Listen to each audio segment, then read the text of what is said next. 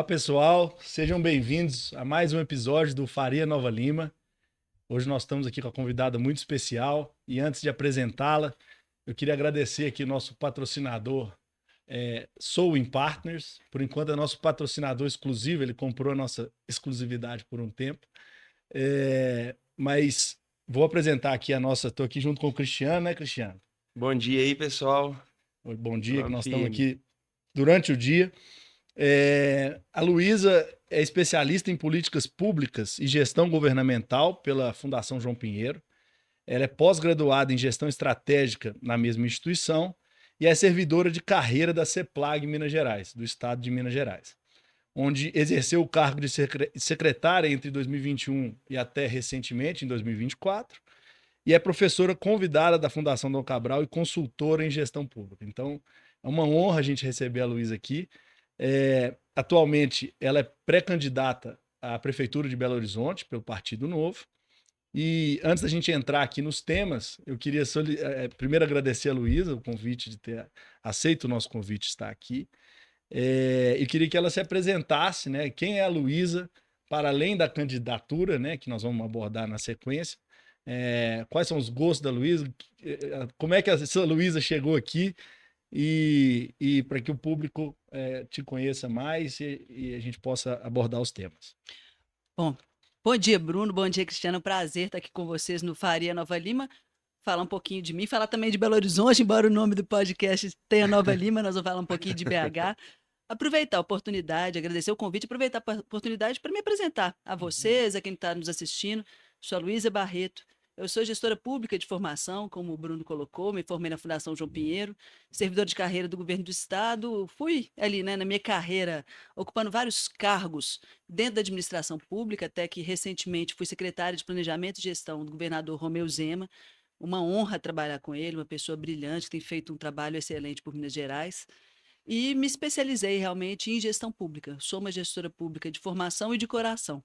Eu gosto muito do tema, sempre estudei o tema, trabalhei o tema muito tecnicamente, mas tenho também uma vivência política, né? Tive 4 anos na Assembleia Legislativa, trabalhei com 7 partidos diferentes, trabalhei com mais de 20 deputados. Hoje estou muito feliz no Partido Novo, é o meu partido, o partido que me representa, o partido pelo qual concorrerei à Prefeitura de Belo Horizonte. Mas para além dessa parte, né, da formação, eu sou casada com o Silvio, já há 20 anos, embora não pareça, mas a gente está junto há bastante tempo.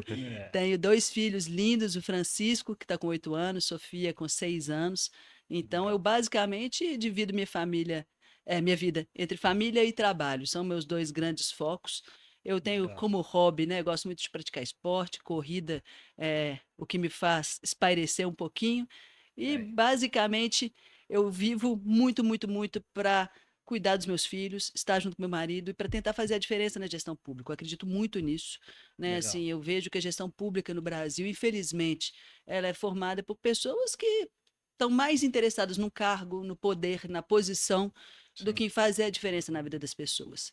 E eu falo sempre que eu estudei muito, trabalhei muito para que a gente consiga mudar essas realidades, que é um pouco do que eu fiz no governo de Minas, é um pouco do que eu quero trazer para Belo Horizonte. Eu tenho certeza, nossa cidade é uma cidade que está parada no tempo, uma cidade que tem muito a avançar, e eu tenho certeza que para que Belo Horizonte avance do jeito que eu quero, a cidade que a gente deseja, a gente precisa mais do que quem saiba falar bonito, do que quem já tenha muito conhecimento, seja muito conhecido. A gente precisa de quem tenha conhecimento e mais que ter conhecimento, a gente precisa de quem saiba fazer a diferença, de quem saiba fazer gestão, e é um pouco disso que eu trago para essa minha pré-candidatura. Luísa, abordando aqui essa pré-candidatura, antes da gente entrar nos temas, eu queria te fazer uma pergunta dupla, né? Primeiro que a gente ouve muito candidatos de outros partidos te querendo como vice, né? Porque você claramente é uma gestora renomada, então quem não quer uma Luísa como vice, né? Capaz, né? E eu queria que você abordasse esse tema, né? Esse desejo aí de outros candidatos e por que você essa iniciativa sua de sair do back-office do governo e ir para frente, e ainda ir para frente como candidata principal, como é que foi essa decisão e qual é o motivo disso? Bom, vou começar falando dessa decisão. Não é uma decisão simples, né? É muito mais confortável ficar onde eu estava, né? Sim. Assim, ser secretário de planejamento do governo de Minas Gerais é talvez das posições mais honrosas do Estado, uma das posições com mais acesso no Estado, né? Assim, com maior poder, eventualmente, mas eu vejo que a gente precisa de mais gente na política, não só na parte técnica, com capacidade, com vontade. E o que eu vejo que falta na política é muita vontade de poder, como eu coloquei, mas muito pouca vontade de mudança. Uhum. E para fazer a mudança, a gente precisa dessa capacidade que acho que falta muito, é o que eu ofereço. Então, eu entendo que, por mais que seja muito mais confortável para mim ficar nos cargos técnicos, Uhum. precisa ter essa coragem, precisa ter essa vontade de fazer a mudança. Eu me coloco numa disputa como essa por isso, porque para fazer a mudança que a gente precisa em Belo Horizonte, como que eu acredito que a gente precisa no nosso estado, como a gente precisa no nosso país, a gente precisa de gente muito capacitada, de gente técnica, de gente que saiba fazer. E é por isso que eu vou para essa disputa. E aí é interessante, porque a gente tem uma série de pré-candidatos colocados, respeito todos eles, né? Não estou aqui fazendo um juízo de valor, mas eu acho que eu ofereço algo que eles não têm. Né? Eu ofereço uma formação, eu ofereço uma experiência, eu ofereço um histórico de entregas em Minas Gerais que ninguém tem igual. Isso eu sei que ninguém tem igual. E é muito interessante, porque o que eu ofereço, que na minha visão é o que precisa na gestão pública, eles querem agregar a candidatura deles porque eles não têm isso. É. Então, assim, eu não sou a mais conhecida de Belo Horizonte, isso eu sei, né? Assim, eu não estou na televisão, eu não estou na política há muito tempo, então as pessoas não sabem muitas vezes que eu sou, e as pessoas me querem como vice para agregar algo que eu tenho que eles não têm. Agora, se eu entendo que o que precisa em Belo Horizonte não é ser conhecido, né? Assim, eu não acho que essa cidade precisa de um prefeito ou uma prefeita que seja mais conhecida, não é um concurso de popularidade. Certo. Né? Uma eleição é a busca por um melhor caminho, uma busca por uma entrega. Então, eu não vejo por que não colocar minha candidatura, não vejo por que trazer toda essa experiência para agregar alguém que não tem ela. Belo Horizonte precisa de experiência, então entendo que é a minha vez. Se está sendo muito Certíssimo. disputado, então o valor é alto, né, Luísa? Deve ser, né? Eu fico honrada de todo mundo querer, porque se querem, pode ter certeza, coisa boa tem para oferecer. Com Isso aí, certeza. trazer a técnica lá para a estratégia, né? Então não tem por que você ter um conhecimento técnico aqui só na linha intermediária do governo, né? Por que não ser o líder, né? O Aí, mais técnico e já possível. vai sair da zona de conforto também, sair para serviço, aí não, né? Tipo, já vamos tentar direto, porque se você com o manche na mão, a chance de fazer coisa boa é maior. Exatamente. E vão colocar na cadeira da prefeitura quem tem competência para isso. Infelizmente, está faltando muito em Belo Horizonte, né? Assim, o último prefeito que a gente elegeu era um prefeito que não vinha da política, um prefeito que falava muito bem, muito famoso, muito conhecido, né? Muito bravo.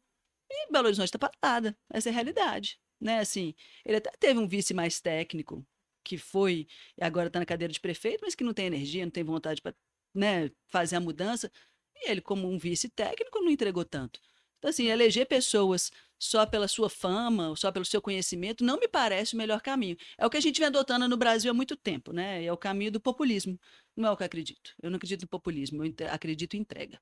Perfeito. Ô, Luísa, vamos começar aqui então falando, antes da gente entrar em BH, sobre a sua expertise mesmo no governo, né? Suas atuações, né, mais majoritariamente, eu acredito, talvez integralmente no estado de Minas, né?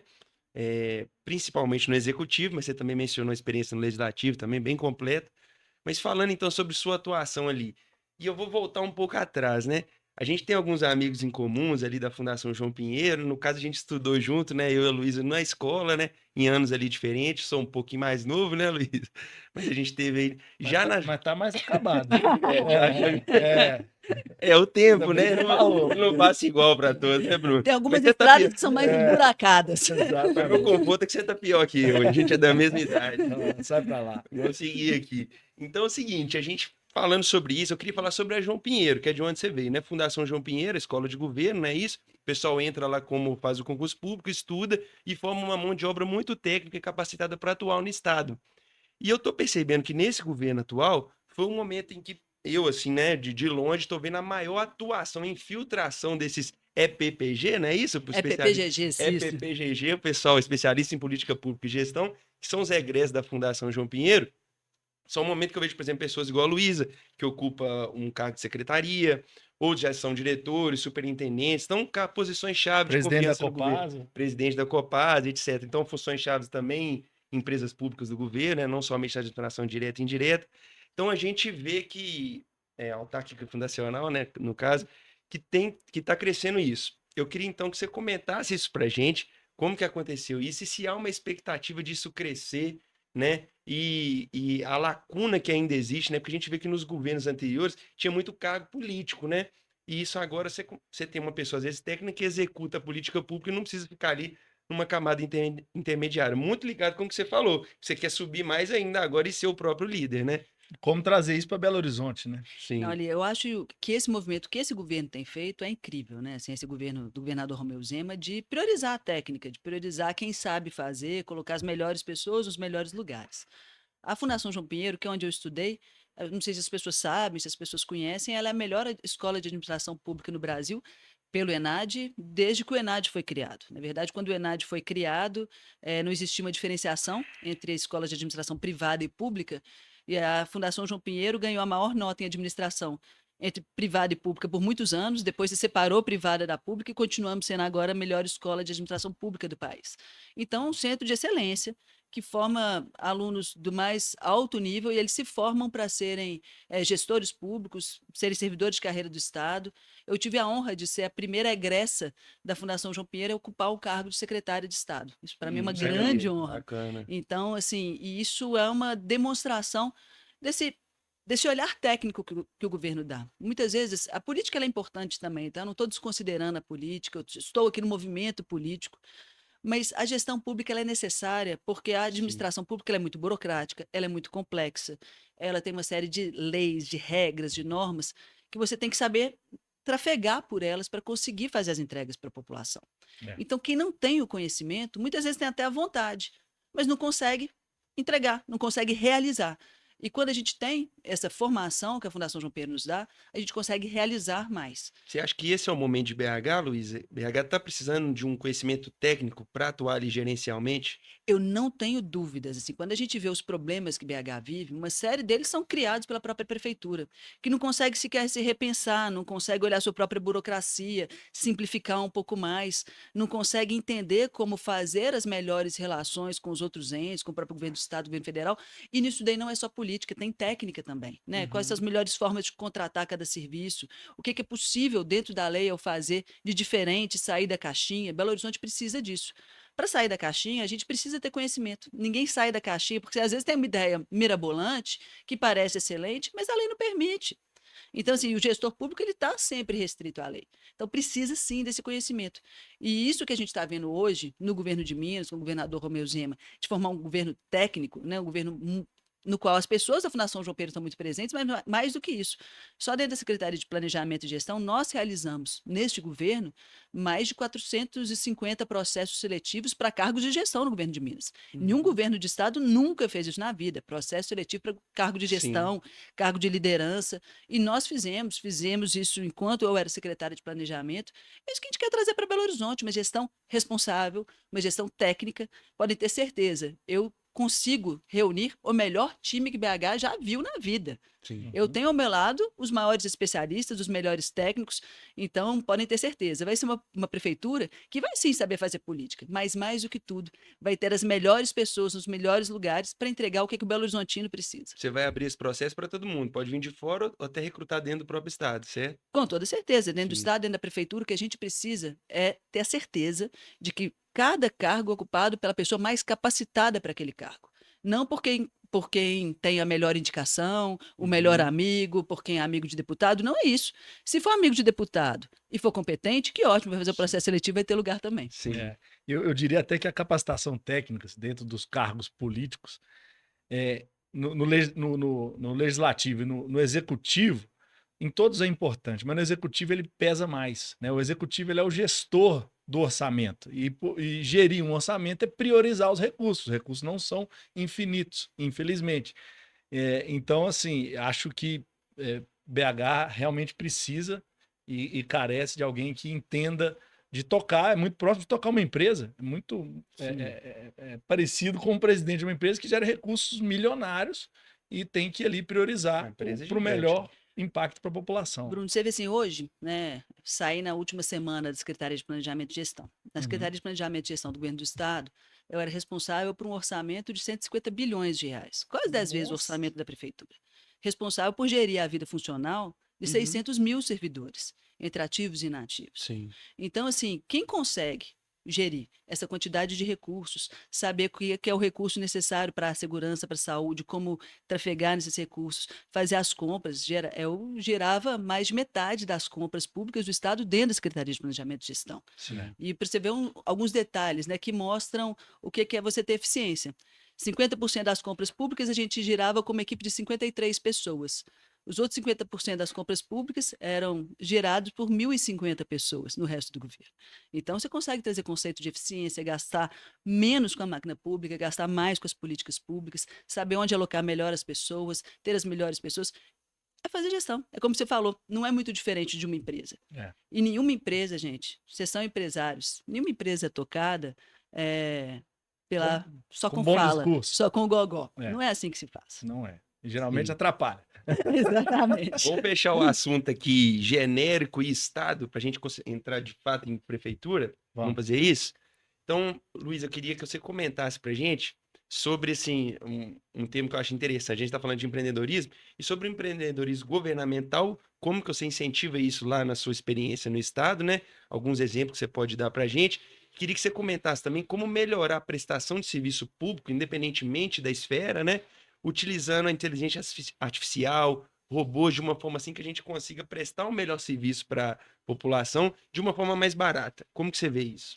Gente, assim, inovação é fundamental. Né? Inovação é o caminho para que a gente consiga entregar mais com menos e para que a gente consiga acelerar o caminho da entrega.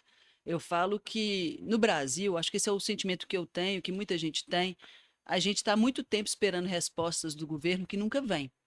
E tentar fazer as coisas sempre do mesmo jeito, os resultados não vão ser diferentes.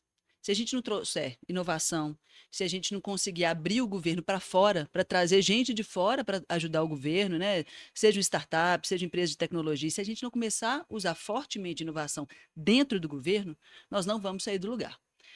Em Minas Gerais, nós criamos, e foi criado na minha gestão, um programa que chama Automatiza MG. É o maior programa de uso de inteligência artificial em governos no país hoje. Que O maior legal. programa. Muito Isso legal. a gente lançou, apresentamos aos outros 26 secretários, né, de Estado, todos estão interessados. O governo federal nos chamou para ir lá conhecer o nosso programa, porque ninguém sabe fazer isso.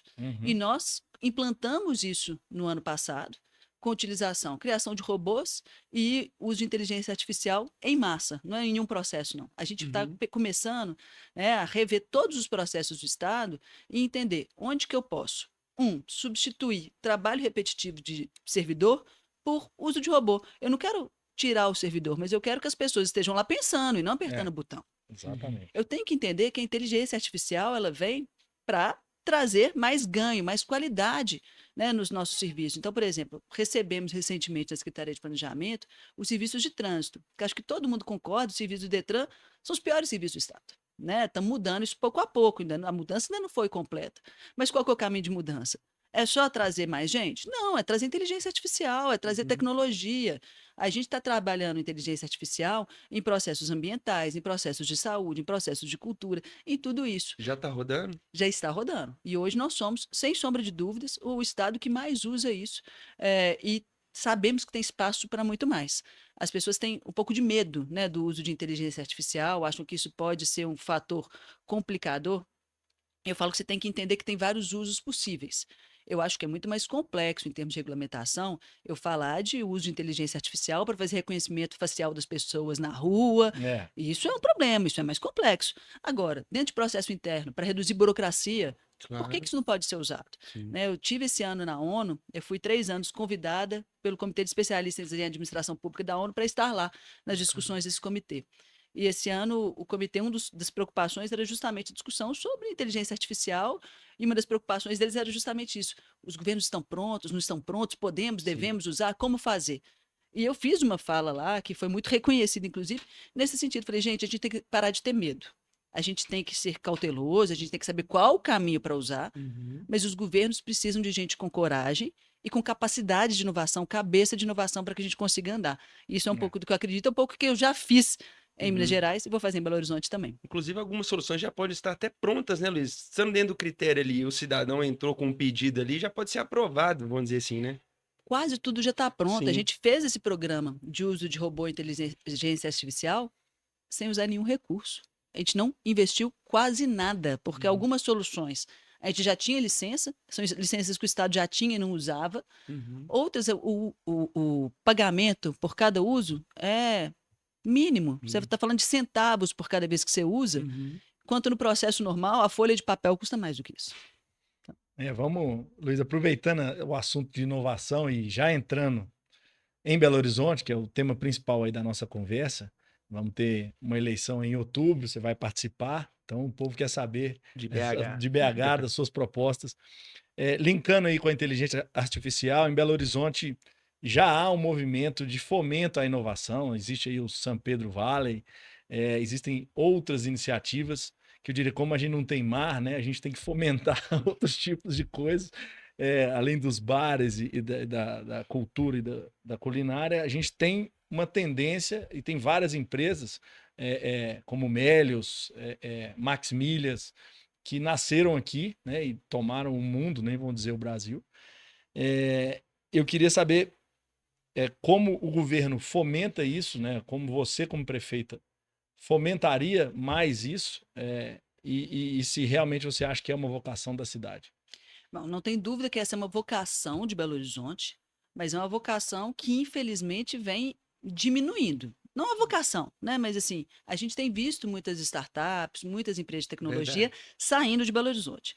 Saindo de Belo Horizonte para Nova Lima são muitas. Saindo de Belo Horizonte para São Paulo são outras tantas, né? Então a gente precisa entender que a cidade tem uma vocação, mas ela precisa de um ambiente de inovação. Ela precisa ter efetivamente um ambiente em que essa inovação prospere, em que isso tenha uma compreensão de governo sobre o que essas empresas precisam para este ambiente, e essa construção desse ambiente precisa muito de diálogo, precisa de entender melhor. A Uhum. gente tem uma formação de mão de obra muito boa, mas as melhores cabeças muitas vezes não ficam aqui, porque esse Verdade. ambiente não é bom.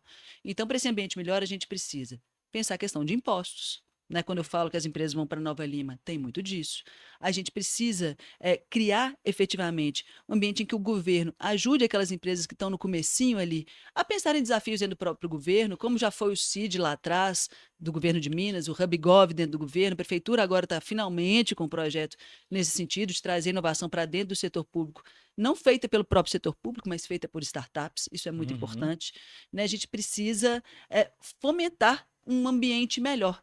A gente vê que às vezes as empresas saem de Belo Horizonte, não é por incentivo só, sabe? Mas é porque o ambiente está reduzindo. Então a gente precisa trazer para Belo Horizonte essa vocação de volta. A gente precisa que as pessoas que se formam nessa área fiquem nessa área, em Belo Horizonte, não em São Paulo, não fora do Brasil. A gente sabe que é um mercado super complexo. A gente precisa formar mais jovens para algumas questões que são de base, né? Assim, a gente tem muita formação de alto nível, mas a gente tem, no campo da tecnologia, necessidade, muitas vezes, de programadores que são ali em nível mais técnico. E Uhum. Belo Horizonte forma pouca gente nesse nível técnico. E isso atrapalha as empresas. Elas precisam de mão de obra, não acham aqui em Belo Horizonte mão de obra que elas precisam muitas vezes. Tem um programa do Estado. Tem, o Trilhos de Futuro é um Uhum. programa do Estado, ele já formou mais de 100 mil alunos, mais de 130 mil alunos em cursos técnicos profissionalizantes, com grande foco em tecnologia. E eu tenho certeza, essa formação técnica, para o aluno que sai do segundo grau, ela já é uma forma de se profissionalizar, de ter acesso a um primeiro emprego, de ter acesso à renda de forma mais rápida, e ajuda também nessa formação de um ambiente que a gente precisa de ter pessoas aqui, de ter a prefeitura trabalhando junto, de ter uma estrutura tributária mais adequada para que as empresas se desenvolvam em Belo Horizonte e permaneçam aqui, não vão embora. A ideia é ampliar o Trilha de Futuro aqui em BH também. Com toda certeza. Assim, o Sim. Trilha de Futuro do governo do estado, com a relação que eu tenho com o governo, a gente consegue trazer mais para cá e, se precisar também, criar programas semelhantes na prefeitura de Belo Horizonte. Tá. Sobre os impostos em Nova Lima, que você mencionou, Luiz, aqui a gente faria Nova Lima, né? Mas é BH também, a gente procura, né, conversar sobre negócios e trazer essa, como se fosse um hub aqui, né, de inovação, de negócios, né, para Nova Lima e para BH, como, né, que são cidades ali que vivem em sintonia ali, totalmente conurbada, né? Como que você faria para competir com Nova Lima nessa questão de impostos, para a gente reter mais essas empresas aqui? A gente tem que primeiro ver a realidade dos fatos, né? Assim, Belo Horizonte perde gente dia após dia, o censo mostrou isso, que a gente está perdendo gente, perde para cidades do entorno de forma geral, para Nova Lima de forma muito intensa, sobretudo por questões de impostos, né? Assim, então, o ISS, que aqui é bem mais alto, e várias empresas, a gente tem que entender isso. Empresa de base tecnológica, faz diferença para ela estar no centro de Belo Horizonte ou estar em Nova Lima? Não faz. O serviço que ela É, presta, as pessoas não vão até lá acessar. Sim. Então, se o imposto aqui for mais caro, elas vão embora mesmo. é. Né? A gente tem o IPTU, que mais caro aqui do que em Nova Lima. A gente tem, enfim, um ambiente, né, mais acolhedor, menos burocracia em Nova Lima do que em Belo Horizonte, para você estabelecer uma empresa, para você construir o seu negócio, enfim. É. Então a gente precisa se adequar. Belo Horizonte precisa ser competitiva, porque hoje nós estamos confiando só que ser a capital do estado, ser a cidade mais importante do estado, é fator suficiente para que as pessoas e as empresas fiquem aqui. E não é, Sim. até porque a economia está mudando. A loja Perfeito. de bairro, ela vai ficar no bairro, porque ela tem uma clientela ali, ela não pode sair, porque ela perde Uhum. sua clientela. Sim. O restaurante, ele tem um porquê. Agora, uma série de outras empresas, sobretudo no setor de serviços, e aí Sim. o ISS, né, é fator fundamental, elas podem prestar serviços cada vez mais de onde elas quiserem. E elas não vão ficar em Belo Horizonte se nós não tivermos um ambiente competitivo. É como você disse, não se trata de vocação no caso de uma startup, né? Não é como uma empresa de mineração, por exemplo, né? Que aí não tem como. A mineração vai ter que ficar em Minas Gerais. Uma startup não, ela é totalmente móvel, né? Então, realmente, a gente tem que fomentar esse ambiente de negócio. Exatamente. E a base da economia cada vez mais é móvel. E Perfeito. nessa linha de ambiente de negócio e vocação de Belo Horizonte, a gente vê recentemente um desenvolvimento de mercados voltados para a culinária, né? O mercado central sempre foi, né? Teve uma base forte culinária, tem um mercado novo, mercado de origem. O entretenimento culinário é uma vocação de Belo Horizonte. Sim.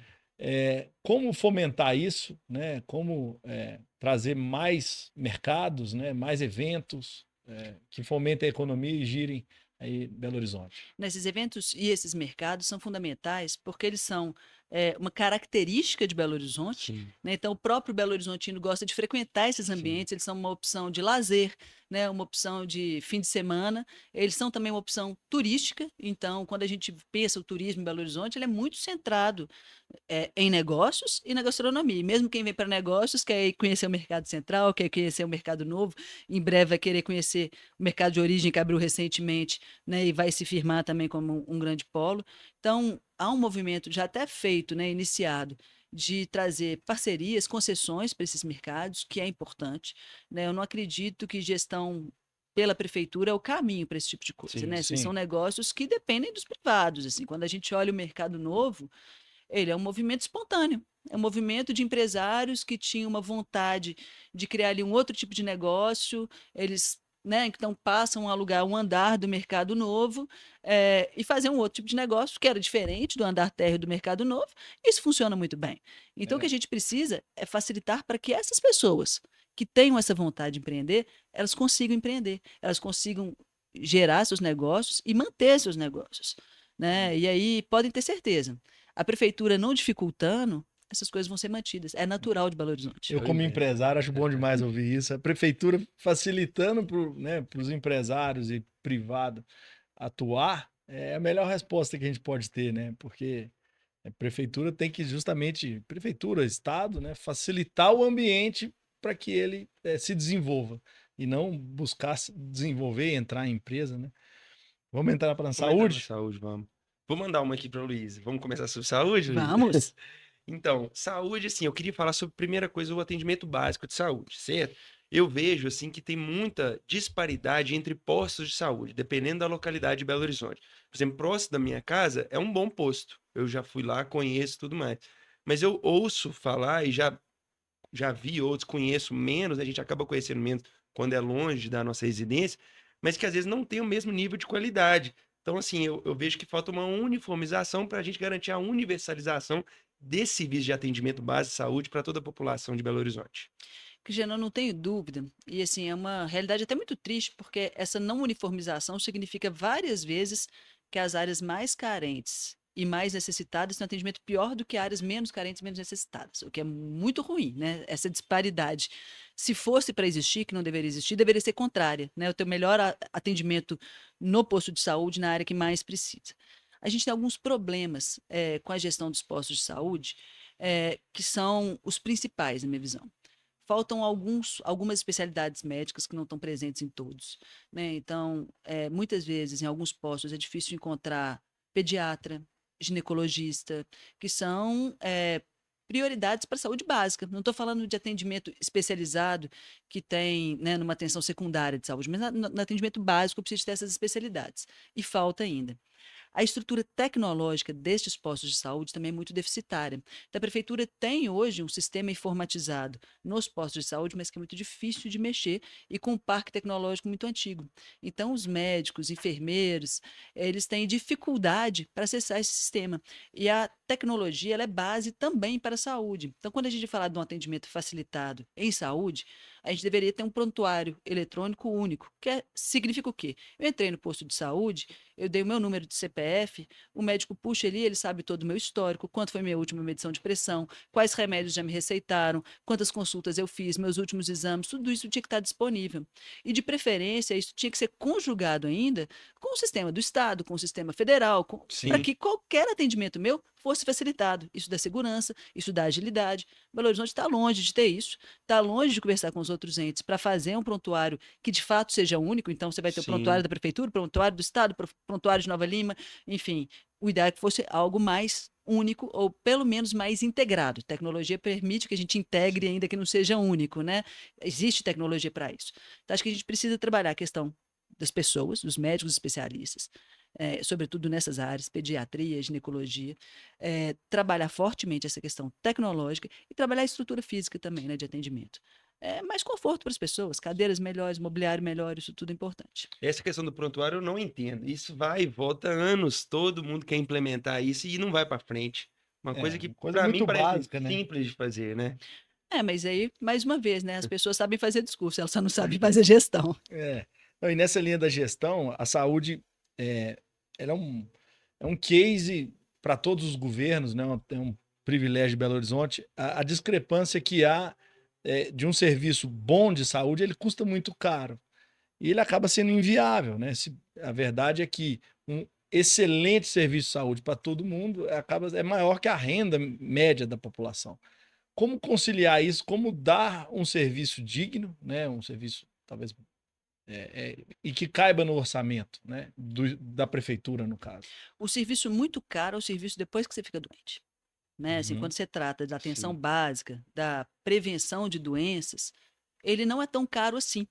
Então, se você tem um investimento forte nessa saúde preventiva, você consegue ter uma inteligência maior de gastos que você garanta que as pessoas não adoeçam, gente. Porque, afinal de contas, o objetivo não é o atender melhor no hospital, é que as pessoas não cheguem ao hospital, que as pessoas não precisem de uma cirurgia. Então, se falta o exame, por exemplo, se a pessoa às vezes tem necessidade de um exame especializado, mais difícil, mais caro, e ela demora meses, ou às vezes até anos para esse exame, e a condição dela vai se tornando aguda, eu vou precisar de um atendimento muito caro depois. Então, por quê? Se a prefeitura não tem capacidade, por exemplo, de realizar esses exames, ela não faz parcerias para realizar exames nas clínicas privadas, para garantir que as pessoas não fiquem tanto tempo sem o olhar devido sobre aqueles problemas mais básicos, problemas que poderiam ser tratados. Porque se não tem esse tratamento, gente, aí efetivamente o serviço de saúde fica muito caro. Agora, se a gente consegue dar um olhar bom, né, tratar devidamente doenças básicas, diabetes, hipertensão, consegue fazer os exames necessários de forma ágil, o tratamento em saúde não vai ser barato, mas ele consegue sim caber dentro do orçamento da prefeitura e mais do que isso, ele consegue trazer qualidade de vida para as pessoas, que é o fundamental. O ideal é que ninguém fique doente. A gente sabe que isso é impossível, mas o máximo que a gente puder evitar que as doenças que já existem sejam agudas, que as pessoas tenham que fazer cirurgias, isso é o melhor. O prontuário eletrônico pode sinalizar já o problema e a saúde agir ativamente, né, com o paciente, né, e não esperar ele vir. Pode, inclusive, dar dicas de saúde para as pessoas. Olha, você Sim. é um homem de 45 anos, está obeso, a gente precisa que você faça esse e esses exames, sua frequência Não, eu no não. médico é tal. Não, tô Ah, falando um exemplo, um exemplo.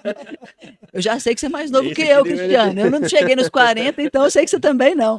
Mas a gente sabe, né, que a gente pode dar esse tipo de atenção especializada mesmo, olhar o indivíduo, falar assim, olha, o João de 45 anos que está obeso, ele precisa ter uma frequência no médico diferente da Maria de 65 anos, Sim, ou da, enfim. E assim a gente vai trabalhando. A gente tem que começar com o uso da tecnologia, a olhar mais o uhum, indivíduo no caso da saúde, dar um perfeito. atendimento melhor, garantir mais agilidade para exames, para consultas, por meio de parcerias, e com isso a população começa a ter realmente uma atenção básica devida, ela vai adoecer menos, vai precisar menos atenção secundária, vai ter que frequentar menos a UPA. Esse é o sonho, esse é o momento ideal que a gente consegue fazer a Prefeitura de Belo Horizonte chegar com muito trabalho, com muita gestão. Você tocou num ponto chave aí, Luísa, sobre a participação privada aí na saúde. A gente conversando com o Raj, né, que foi o episódio anterior, o Raj estava mencionando que é uma conta, né, matemática, né?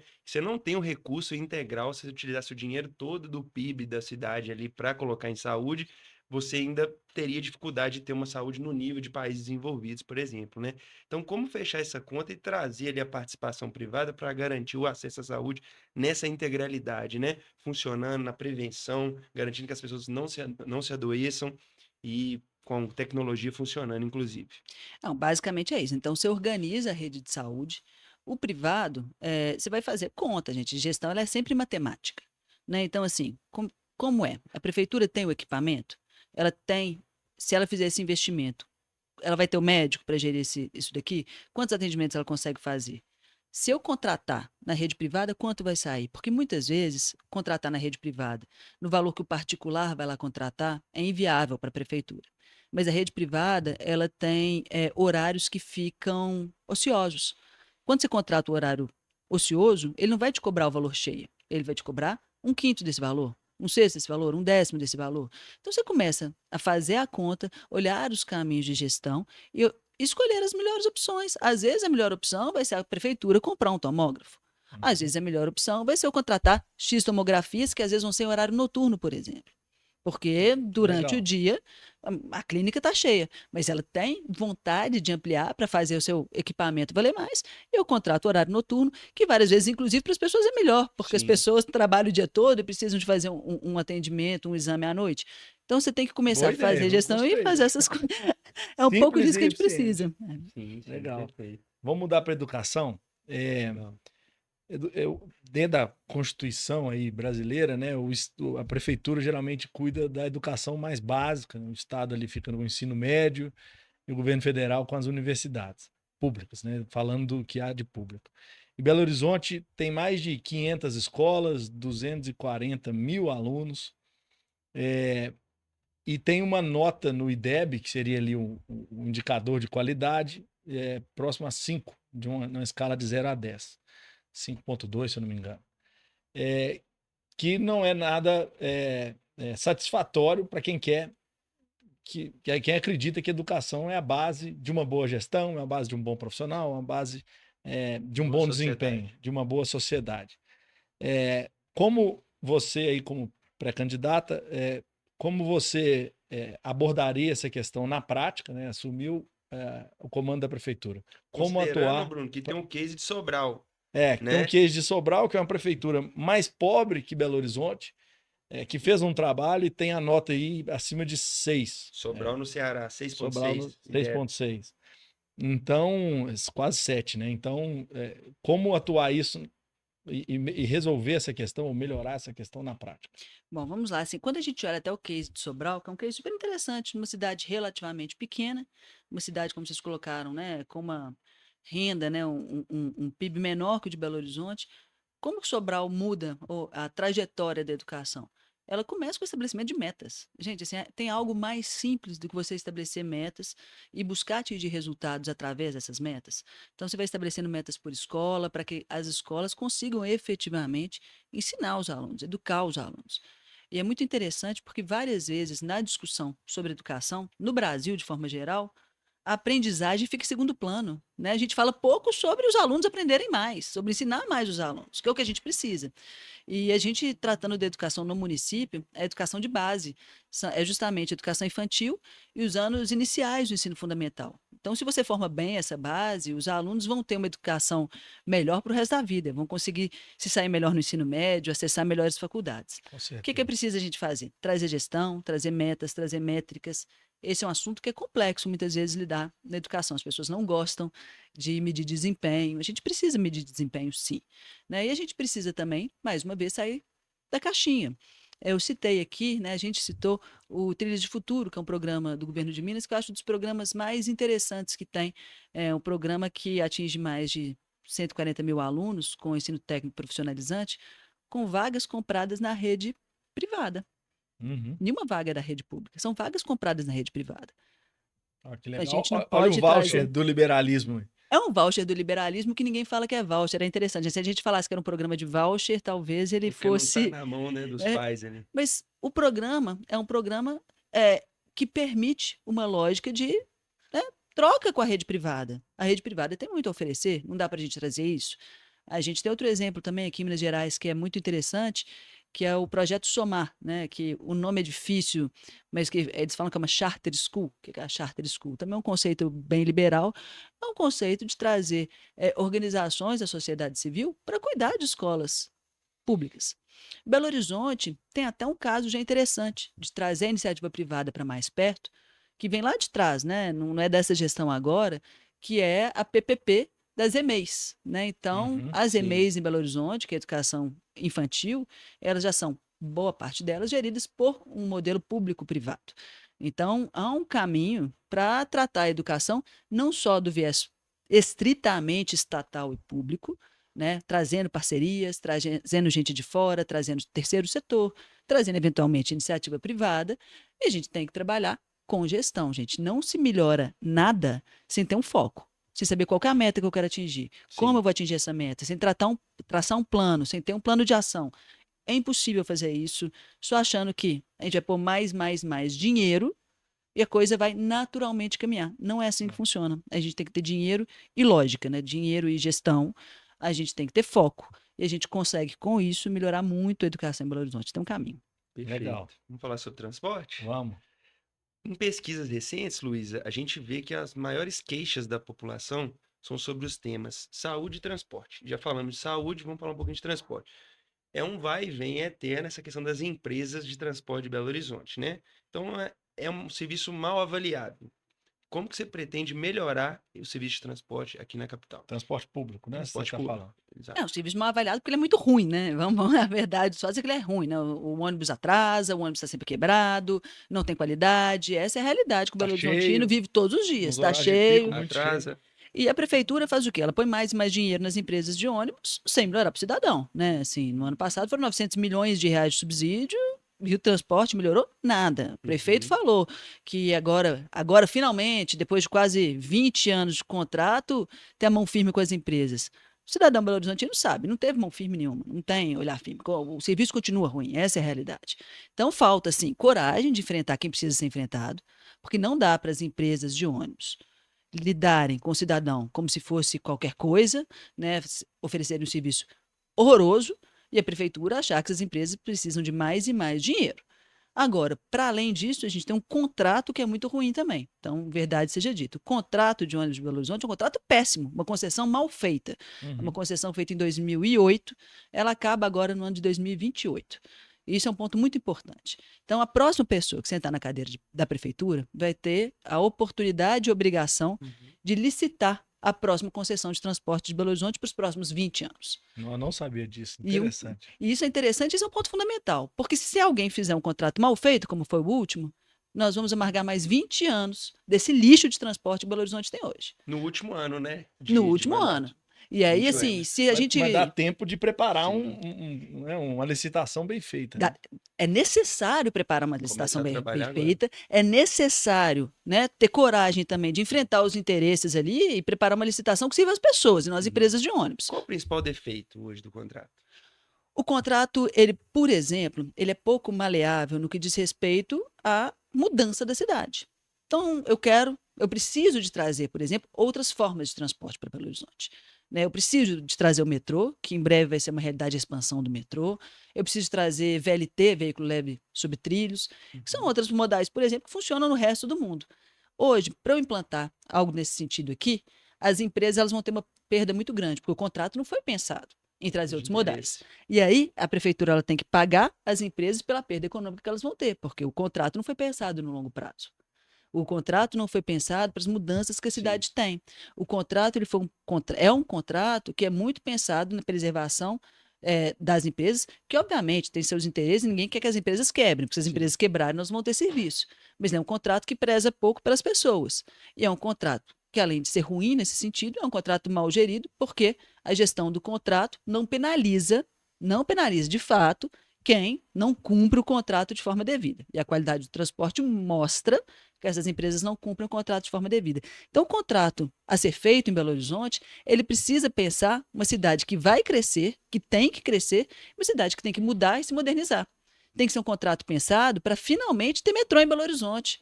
Um contrato tem que ser pensado para finalmente ter VLT em Belo Horizonte. Um contrato que atenda ao Belo Horizontino e não aos empresários de ônibus. Que Verdade. bacana. Isso aí nós estamos num momento chave, então, em relação ao transporte, agora para a eleição. Agora, imagina se a gente tiver gente sem competência na cadeira de prefeito. Exatamente. Você fala do metrô, Luísa? Pode falar do metrô. Vamos falar então sobre o metrô. Como é que tá isso aí? Vai sair, não sai? O pessoal tá na ânsia. Será que vai ter o metrô Pampulha-Savassi, né? Que é a linha aí mais falada. Parece que já tem aí alguma coisa caminhando, indo para o Barreiro, não é isso? Isso, o que vai sair definitivamente, né? Assim, esse já está licitado, está Uhum. em andamento. A melhoria da linha 1, né? Assim, a linha 1 é uma linha Sim. muito antiga. A maior parte dos vagões da linha 1 tem décadas. Então, recentemente, inclusive, nós assinamos o contrato de compra dos novos vagões da linha 1 e dos vagões necessários para a criação da linha 2. A linha 2 é a linha 2 que vai levar até o Barreiro. Acho que é o sonho mais antigo de Belo Horizonte. Sim. Então, esses pontos já estão em andamento. Quem anda de metrô em Belo Horizonte já está sentindo, por exemplo, que em alguns momentos tem alguns entraves na linha 2, na linha 1, desculpa, porque a linha 1 está em obra. Então, nós não estamos mais falando de sonho, de gente que cava buraco na cidade para fingir que vai fazer metrô. Não é isso. Nós estamos falando de contrato assinado, um contrato que vem da concessão, né, da privatização da CBTU em Belo Horizonte. Né? Então, disso se forma concessão, a privatização, o recurso dela retorna para Uhum. essa nova concessão. E aí o governo do estado, e é um trabalho que eu tenho muito orgulho de ter liderado, porque ele colocou mais de 400 milhões de reais na expansão do metrô, do governo do estado, provenientes do acordo de Brumadinho, que eu liderei. Então, fomos atrás, buscamos esse recurso, é um recurso que já foi repassado, né, para melhoria da linha 1 e para a expansão da linha 2. Então, nós já temos vagões comprados, em produção. Belo Horizonte vai ter melhoria na linha 1 e finalmente vai ter metrô no Barreiro. Tem data para o metrô do Barreiro? O metrô do Barreiro vai se tornar realidade mesmo final de 2025, início de 2026. E vai ter Nós estação lá queremos no... mais, viu? Quer dizer, Porque, 26, se eu desculpa, não me engano, 26. Paris tem uns 400 quilômetros de linha de metrô. A gente é muito tímido. A gente não precisa, talvez, de 400 quilômetros, mas uns 100 quilômetros em Belo Horizonte é o mínimo ali, cortando a cidade toda por baixo. Isso resolve o problema de trânsito. Eu também quero muito mais. Belo Horizonte merece ter mais metrô. Belo Horizonte merece, como eu falei, ter VLT, que eu acho que é uma solução boa para a Boa e geografia de Belo barata, Horizonte, verdade. por conta dos morros, né? Assim, o metrô às vezes é mais complexo, Afonso mas o Pena VLT. ali. Pois é, Afonso Pena ali, um VLT seria muito melhor Em que uma vez da ciclovia, bicicleta? inclusive. Muito Ah, tá. melhor. Então a gente tem caminhos. Agora, para isso precisa fazer um contrato melhor de ônibus e precisa também a gente correr atrás do financiamento disso, que depende muito do governo federal, depende de parceria, depende de pensar fora da caixinha. Belo Horizonte nunca pensa fora da caixinha, né? A gente não consegue nada, Belo Horizonte não consegue atrair recurso, não consegue. Há anos e anos e anos temos prefeitos que não se movimentam, que deixam nossa cidade parada. É hora de mudar um pouquinho essa realidade. Ô, Luiz, Legal. posso te fazer um pedido se você for eleita? Claro. Tem como fazer uma paradinha ali na Arena MRV ali pra já descer lá dentro? Ou não? Pode deixar, eu sou cruzeirense, mas eu vou pensar nos atleticanos também. Acho que dá, né? Com certeza. E outra coisa, além da questão do transporte público, que eu acho que é o principal na solução do trânsito, tem necessidade também a cidade de Belo Horizonte de alargamento de algumas vias, né? Eu moro em Nova Lima e né, venho muito a Belo Horizonte e sofro com o trânsito diariamente. Qual que é a sua visão sobre isso? Qual que é a sua proposta de alargamento? E eu acho também o mineiro muito tímido, né? Quando a gente vai construir uma via nova, até a linha verde mesmo, quando foi construída, ela já começou engargalada, né? A gente vai fazer o Rodoanel, tinha que fazer umas 6 pistas para cada lado, né? Como é que a gente já pensa em 20 anos e não pensa solucionando um problema anterior? Gênesis, é muito interessante, porque Belo Horizonte, inclusive, está no movimento oposto, né? Você está falando de necessidade de alargamento de vias, que eu concordo, e a gente está reduzindo as vias. A gente brincou aqui, citou, né, a ciclovia da Afonso Pena, que realmente não é uma boa ideia, ninguém sobe ali de bicicleta, e houve um estreitamento de pistas, né? Houve redução de uma pista da Afonso Pena, pelo menos, para colocar a ciclovia que ninguém vai usar. Mas, então, é preciso sim pensar a cidade como uma cidade que, já que há tantos anos não se pensou transporte público, já que há tantos anos ninguém trabalhou devidamente pelo metrô, a gente precisa entender que o Belo Horizontino usa muito carro, precisa ter uma cidade que seja mais trafegável. Então é preciso sim obra e é preciso esse olhar completo sobre a cidade. O olhar completo sobre a cidade é pensar as vias para os carros, é pensar os modais de transporte, ônibus, metrô, VLT, como eu citei. E é pensar também que a cidade ela precisa ser melhor dimensionada. Uma cidade melhor dimensionada, uma cidade que pode ser, por exemplo, mais verticalizada. As pessoas são contra construir prédios altos. Eu acho isso uma grande bobagem. Porque quando eu tenho a cidade mais adensada, mais condensada, as pessoas têm que trafegar menos. O ideal é que as pessoas tenham oportunidade de trabalho e lazer perto das suas casas. Legal. Que elas não tenham que percorrer grandes distâncias. E Belo Horizonte é uma cidade que tenta o tempo todo se espalhar, né? Olha o nosso centro. Quanto é difícil realmente revigorar o centro, melhorar o centro. Por quê? Porque a lógica de construção, o nosso plano diretor, eles são avessos a essa ideia de uma cidade mais compacta. E uma cidade mais compacta é uma cidade com menos trânsito, é uma cidade onde as pessoas conseguem fazer as coisas a pé. Então a gente precisa pensar o todo, a gente tem que ter um pensamento, um planejamento de uma cidade que faça sentido e que pense em tudo isso, em transporte público, em transporte de veículos, em pessoas que andam a pé também e nas pessoas se deslocarem menos, que as pessoas possam ter mais oportunidades de desenvolver a sua vida de forma plena perto das suas casas. Ou seja, trazer o serviço para perto da pessoa, né? E não pensar em como levá-la até o serviço, né? Exatamente. E aí a gente vai construindo essa cidade, né, que vai se espalhando, ela gera mais trânsito, o tempo todo as pessoas de carro, ela gera mais custo para a prefeitura, porque quando eu levo as pessoas para os bairros afastados, vou tendo que levar para ali mais escola, mais posto de saúde, mas sempre mais longe. Imagina se está todo mundo perto, tudo próximo, eu consigo ter mais qualidade, reduzir, não, otimizar custos e trazer mais qualidade, né? Se eu tenho menos postos para gerir, porque eu não estou levando as pessoas cada vez para mais longe, eu vou ter um atendimento cada vez melhor no posto de saúde, uma escola cada vez melhor. Isso faz muito mais sentido do que eu sair espalhando a cidade, ao invés de adensar a cidade, ser uma cidade mais compacta. E nessa linha, né, que tomaram decisões de espalhar a cidade, colocaram um aeroporto lá no confins do mundo, né, 40 quilômetros do centro, que não é o normal de grandes centros, costumam ter aeroportos mais perto. Já que está lá e tem uma empresa lá tocando, está tocando bem, como é que a gente diminui essa distância? Um metrô, um VLT, é possível ou é um sonho distante? Eu vejo o metrô para mais próximo de Confins como absolutamente possível, né? Hoje o metrô de Belo Horizonte, a última estação dele é a estação Vilarinho. E por ali a gente segue linha de trem, pelo menos até Pedro Leopoldo, ali a pouquíssimos quilômetros do aeroporto.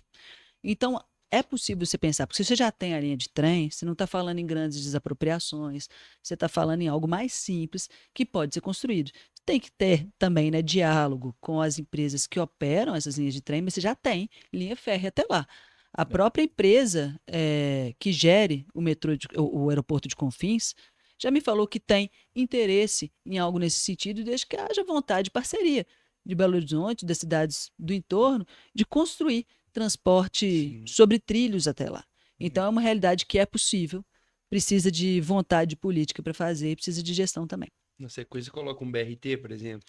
Nós estamos falando de chegar a pouquíssimos quilômetros, estou falando de menos de 10 quilômetros do aeroporto, você já tem linha férrea. Sim. Não, mas aí você estica mais 10 quilômetros, aí vamos de trenzinho, a gente entra num trenzinho mas eu tô falando lá, assim, abre um livro, desce no centro, pega um transporte público, coisa eu não gosto muito de errar país nos civilizado. dados, mas salvo engano, a menor distância que se tem de linha férrea do aeroporto, salvo engano, aí eu não tenho certeza desses dados, é Sim, coisa de 2 quilômetros.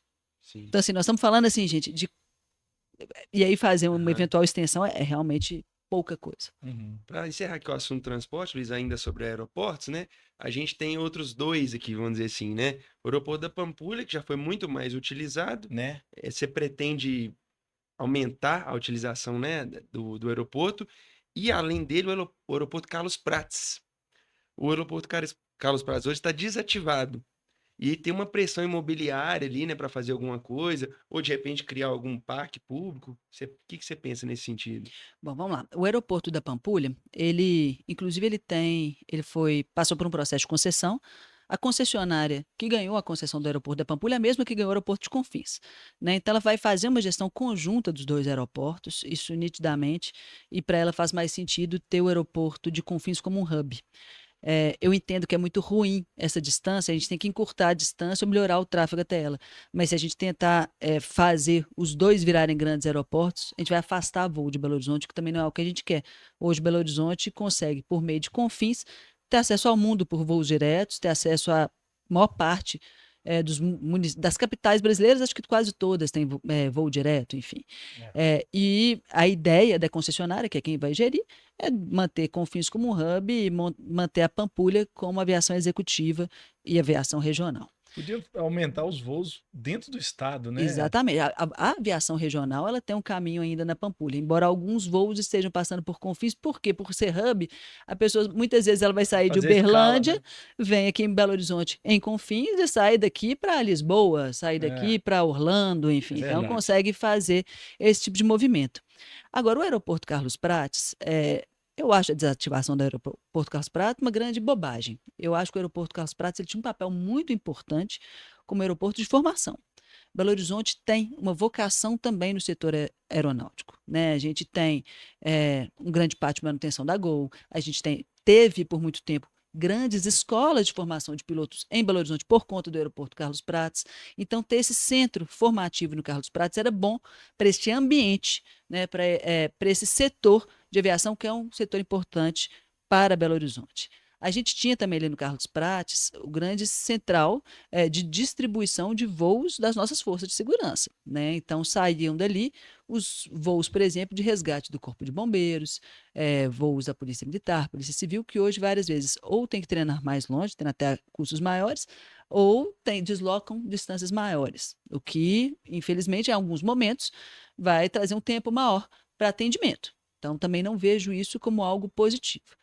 Para além disso, a gente tem um bairro ali, o bairro Padre Eustáquio, que não suporta mais 5.000 habitações. Não suporta, gente. Assim, Uhum.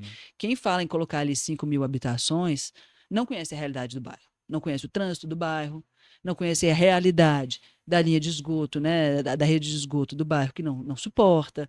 Então, não dá para falar que ele aguenta mais tantas Uhum. habitações. Eu acho que Belo Horizonte devia trabalhar para retomar o aeroporto Carlos Retomar. Prates. Se Essa é a minha você for visão. eleita, você retoma o Carlos Prates. Depende também da Infraero, mas trabalharei para isso, para trabalhar junto com a Infraero para retomar o Carlos Prates como um Uhum. centro de treinamento, né? E um centro para os voos dessas forças de segurança. Agora, o parque, nós já temos até um parque lá. Existe um parque. Esse parque, inclusive, ele é um parque que foi da prefeitura, voltou para a Infraero. Recentemente, o governo federal passou de volta a área do parque para a prefeitura. Ele corresponde a 17% da área do aeroporto Carlos Prates, aproximadamente. Eu tive lá. É um parque Uhum. absolutamente abandonado. É um parque que a única coisa que eu vi lá foi foco de dengue. Não tinha mais nada, gente. Assim, é só mato, foco de dengue e abandono. Então, tem um parque lindo, pode ser revitalizado. Lá tem pista de skate abandonada, tem Sim. quadra abandonada. Revitalizar o parque seria muito importante. Essa tarefa já está na mão da prefeitura há alguns meses já, né? O presidente Lula veio aqui, passou ao prefeito o parque, e, enfim, enquanto teve com o governo federal nada foi feito, quando teve com a prefeitura nada foi feito, é hora de olhar para a cidade e Alguém retomar o fazer. parque lá também. Ô, Luísa, deixa eu fazer uma pergunta que foi até do meu sócio Glauco. Ele me pediu para te fazer essa pergunta.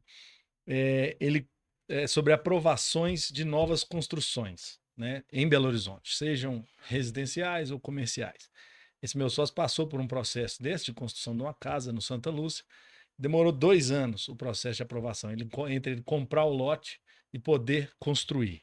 E ele teve até que ter aprovação da aeronáutica, onde ao lado dele tinham prédios bem mais altos, e uma casa de 1 andar que ele construiu. Eu queria saber sobre sua proposta, se você enxerga se realmente, nós falamos de Nova Lima e Belo Horizonte, se realmente é um problema e como solucionar essa burocracia que Belo Horizonte tem se tornado, onde a princípio nada pode. Vamos partir do pressuposto que nada pode. Aí você tem que lutar para virar o jogo. Entre o plano diretor da cidade, o nosso código de posturas e a burocracia da prefeitura, não pode nada mesmo, né? Belo Horizonte, se depender desses 3 aí, vai ficar parada, nós não vamos ter nada sendo construído, nada sendo feito, e a cidade vai andar para trás. Essa é a realidade. Dá para mudar, né? A gente tem que sim rediscutir código de posturas, a gente tem sim que rediscutir plano diretor para ter uma nova visão de cidade, uma visão mais moderna de cidade. Agora, a prefeitura precisa de parar com burocracia besta, burocracia que só atrapalha a vida das pessoas, né? E tem caminhos para fazer isso. Dentro da Secretaria de Planejamento, uma das nossas funções era justamente trabalhar a redução da burocracia dentro do Estado, simplificação de serviços. Foram algumas centenas de serviços simplificados. O que acontece? Por que as pessoas têm tanta dificuldade de fazer essa simplificação de serviços? Os burocratas, eu sou servidora pública de carreira, mas os burocratas eles têm mania de pensar a burocracia para eles mesmos. Assim, Sim. como eu vou fazer o processo para ele ser mais seguro para mim? Como eu vou fazer o processo para que eu tenha menos trabalho? E não é assim que tem que ser pensado, gente. A gente tem que revisar a burocracia pensando no cidadão. Então, eu tenho que ouvir o cidadão e entender como é que eu vou mudar esse processo para tornar a vida das pessoas mais fácil. Ainda que eu, eventualmente, burocrata, tenha um pouquinho mais de trabalho, mas se a vida das pessoas for mais fácil, é esse o caminho, né? Então, a gente, dentro da Secretaria de Planejamento, a gente tinha um laboratório, tem um laboratório de inovação, que um dos trabalhos era esse. Quando a gente ia começar a fazer uma revisão de uma burocracia, a gente ia consultar quem acessa aquele serviço, quem usa aquele serviço, para que essas pessoas nos falem, olha, a burocracia me atrapalha aqui, aqui, aqui, porque o burocrata não está vivendo esse dia a dia. Então você tem que ouvir as pessoas e construir processos para as pessoas e não para a própria burocracia. E a gente sente muito um jogo de empurra, né? De órgão para órgão. E a gente chama também de o apagão da caneta, né? Ninguém quer assinar. Isso até é uma coisa que a gente tinha que buscar responsabilizar menos o servidor, a menos que seja né, um crime, né, que ele praticar, mas de um eventual erro, para que as pessoas tenham menos medo de assinar. Ah, eu que aprovei a sua casa, e não, aí a pessoa joga para 10 órgãos com medo dela tomar aquela responsabilidade. Um monte de gente com pouco poder e gera isso, um jogo de empurra e lentidão. É um jogo de empurra eterno. Sim, as pessoas têm medo, mas a gente também não tem um olhar do todo, né? Assim, gente, peraí, não é muito mais fácil eu ter um processo mais permissivo, permitir que seu amigo construa a casa se demorar 2 anos para conseguir todos os documentos, e se tiver algum problema, ele vai pagar depois para resolver, Sim. né? Assim, então, peraí, eu fico tentando prevenir tanto que eu não permito a pessoa construir, sabe? Assim, eu posso trabalhar na responsabilização posterior. Agora, o apagão das canetas também é algo real, né? Assim, o gestor público tem muito medo. A gente precisa de mais coragem também. A gente precisa de ser mais permissivo com alguns níveis de erro, aquilo que eu chamo de erros honestos. Porque a gente falou muito aqui hoje de inovação. E não se faz inovação sem arriscar. Né? E para arriscar, algumas vezes você acerta, algumas vezes você erra. Super a favor disso. Ninguém pode errar, gente, com a saúde das pessoas lá na ponta. Ninguém pode errar na gestão de 150 bilhões de reais, como eu fiz. Você tem que ser muito responsável naquilo ali. Mas na hora de mudar um processo burocrático, não é possível, gente. A gente tem que conseguir inovar um pouquinho, fazer erros e acertos, inovar um pouquinho, senão a gente não anda para frente. Arriscar, né? Exatamente. Você falou sobre o Vilarinho, Luísa. Vamos falar sobre esse assunto também, que eu acho que é um assunto quente, que a gente precisa de resolver isso logo aqui em BH, né? Tem o governo atual, né, prometeu, né, como você disse, bateu na mesa que ia resolver e tudo mais, e ainda é um problema as enchentes, né, da Vilarinho. Como que você pretende enfrentar isso? A gente tem problemas de enchentes na Vilarinho, na Tereza Cristina, em vários lugares, assim, são problemas históricos de Belo Horizonte. É necessário fazer obra, né, a gente não tem como. A gente tem que fazer obras de alargamento de galeria, a gente tem que fazer obras de bacias de contenção de água, de contenção de cheias, isso é necessário. Então tem que trabalhar uma parte de infraestrutura, que é fundamental, é cara, tem que ser feita. a gente tem um sério problema em Belo Horizonte com deslizamentos. O nosso sistema de prevenção a desastre é péssimo, né? Assim, as enchentes nos causam muito transtorno, mas o que mais mata é deslizamento. Gente que mora em área de risco e todos os anos morre gente porque a gente tem deslizamento nos morros. Falta um sistema de prevenção, uma defesa civil atuante que verifique com antecedência essas áreas de risco, faça as devidas correções estruturais, nos casos em que for necessário, né, realoque essas pessoas, esse trabalho também não é feito. Sistema de alertas. Gente, eu não vejo por quê, todo mundo sabe onde enche. Uhum. Belo Horizonte tem um plano de cheias em que se sabe quanto tempo demora, a partir de qual volume de chuvas, para as vias encherem, alagarem. E Porque ela a gente começa a encher num lugar, né? O fluxo de água, ela tem um caminho conhecido, né? Que você conhecido, pode. necessário. Então, assim, eu prefiro e preciso que ela pare de encher. E para isso essas obras são necessárias. Enquanto essas obras são feitas, elas não são obras imediatas, eu preciso ter um sistema de alerta. Gente, começou a chover tal intensidade, preciso que vocês saiam daqui, preciso que vocês Tira não os carros, tirem os tira as carros. pessoas. Sei que, é, sistema de alerta via celular, por exemplo, hoje isso está no mundo inteiro. Se você estiver fora do Sim. país e tiver um risco de desastre, mesmo se o seu celular não for do país, você vai receber uma mensagem que você não consegue apagar, apitando alto para que Uhum. você tome um cuidado. Uhum. Belo Horizonte não tem isso. A gente não pode ter, assim, porque a Simples e gente barato. precisa de parar de ter cheias. Mas mais do que tudo, a gente precisa de parar que as pessoas percam vidas e que as pessoas percam patrimônio a cada cheia. Legal. Falar aqui de um outro tema, nós estamos quase aproximando do final. É um tema que a gente gosta muito, que é carnaval. Belo Horizonte se tornou uma referência nos últimos anos. Existem aí resistências, né? A verdade é que gera um certo incômodo ali para os moradores. E, por outro lado, gera também renda, gera movimento, gera diversão, entretenimento. Como você vê isso e como você trabalharia nesse quesito carnaval se assumir a prefeitura de Belo Horizonte?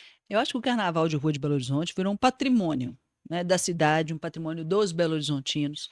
É algo muito espontâneo, não foi criado por nenhum prefeito, não foi criado pelo poder público. As pessoas espontaneamente se organizaram e transformaram o carnaval no que é, e Uhum. que eu acho que deve ser mantido. A gente precisa entender alguns desconfortos são gerados, eles precisam de ser trabalhados. Então, assim, como eu vou organizar melhor o trânsito durante o carnaval? Porque fica um inferno o trânsito. Para quem não é fulião, e eu acho que o carnaval é um patrimônio, mas eu, pessoalmente, não sou muito de folia. Então, assim, eu sei que o trânsito fica muito ruim, mas dá para você organizar o trânsito. Dá. Você tem que ter uma estrutura melhor de banheiros. Você tem que ter uma estrutura de segurança devida para que as pessoas possam curtir sua festa sem ter risco de ser assaltadas. Você precisa trabalhar melhor os locais de carnaval, né? Então, não dá para a gente colocar o carnaval do lado da área hospitalar, como foi feito esse ano, né? Assim, porque a gente não quer, a gente sabe que as pessoas eventualmente vão ter que conviver com o carnaval, mesmo que não sejam foliões, enfim. Mas a gente também não pode ter doente sendo afetado no seu tratamento durante esse tempo. Então, a prefeitura tem um trabalho de organização do carnaval, de ajudar o carnaval. Esse ano, o governo de Minas, por exemplo, colocou as avenidas sonorizadas para trazer mais tranquilidade, para todo mundo conseguir seguir, né, o trio elétrico ali com mais tranquilidade, ouvindo melhor o som. São soluções como essas que têm que ser construídas junto com quem faz o carnaval, né? Uhum. Assim, que não é a prefeitura, são os blocos. Os blocos são um patrimônio da prefeitura. Se eu for eleita, vai ser uma parceira do Carnaval de Belo Horizonte, mas uma parceira não só do Carnaval, da cidade dentro do Carnaval, né? De melhorar o trânsito para todo mundo, ter a cidade limpa, ter banheiro organizado, para que o Carnaval aconteça, a festa seja boa e ninguém se sinta prejudicado. Ótimo. Vamos caminhando aqui para o encerramento, então, Vamos. né? Queria mandar mais uma pergunta para você, Luiz, talvez duas, né? Acho que a gente tem tempo aqui. Vamos falar sobre sua candidatura, né? Como que você pretende, como você está estruturando já, né? Como que está o desenho da sua campanha para concorrer contra os partidos maiores com mais recursos? Bom, eu acredito muito que a campanha ela é feita de ideias, né? A gente está estruturando uma campanha para conversar sobre Belo Horizonte, trabalhar muito mídias sociais, a gente tem que conversar com as pessoas. Eu me desincompatibilizei do governo do estado na última semana e agora eu vou fazer o que eu sei fazer de melhor, que é caminhar por Belo Horizonte sem parar, conversar com todo mundo, trabalhar todos os setores da cidade, trabalhar em todas as regionais da cidade, conversar com gente de todos que representam setores econômicos, que representam setores sociais, trazer os nossos especialistas para discutir Belo Horizonte, né? Eu tenho ao meu lado pessoas técnicas do mais alto nível, especialistas de todas as áreas, para fazer uma discussão do melhor planejamento para Belo Horizonte. E, enfim, vamos também correr atrás dos recursos necessários, mas campanha não tem que ser só sobre dinheiro. Campanha tem que ser sobre a cidade. E isso nós vamos fazer como ninguém faz. Nós vamos discutir Belo Horizonte como o Belo Horizontino merece. Você vai caminhar pela cidade, mas na Afonso Pena dá para ir de bike. Você pode passar ali também Só fazendo se a for campanha. descendo, né? Para subir é difícil. E qual que é a sua prioridade zero quando assumir, Luísa? Um tema principal. O tema prioridade zero é mobilidade e transporte público. Não dá mais para Belo Horizonte ser uma cidade tão difícil para trafegar, uma cidade tão penosa para quem anda de ônibus. Essa é a prioridade número zero. Como eu falei, vou trabalhar o novo contrato de ônibus, mas o contrato atual também vai ser finalmente gerido com mão firme para que o Belo Horizonte não sofra tanto. Tá, Bom ponto e um ponto de coragem. Coragem não me falta. bacana.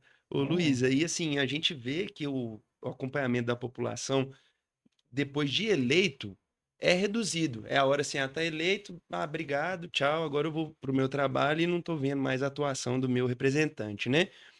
Minimamente no município, a gente tinha que ter isso mais na veia, né? De realmente assumir o papel ativo ali de cobrar o seu representante, de participar do processo, né? De acompanhar.